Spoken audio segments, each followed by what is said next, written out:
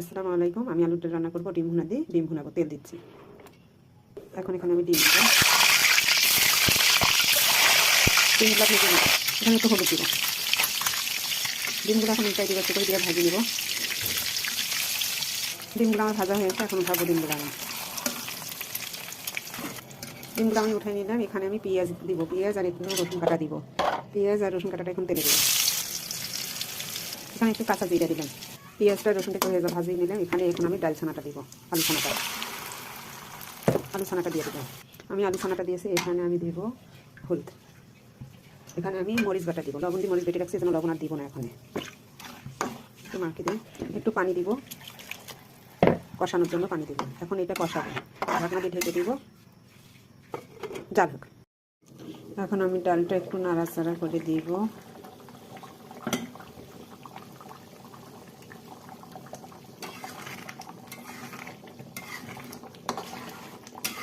এখন কষাবো আর কি।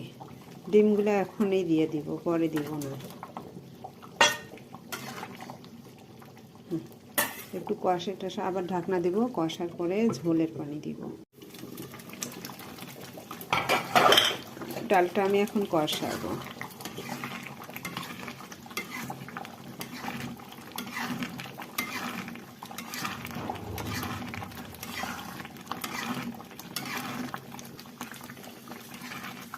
ডালটা আমার কষানো হয়ে গেছে।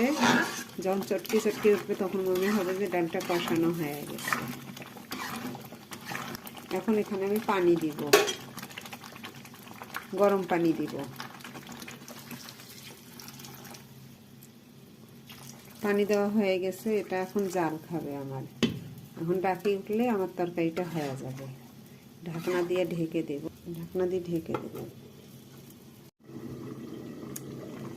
ডালটা আমার হয়ে গেছে।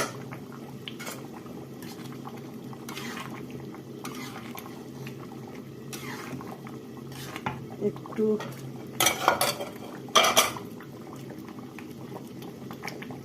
ভাজা জিরের গুঁড়া দেব।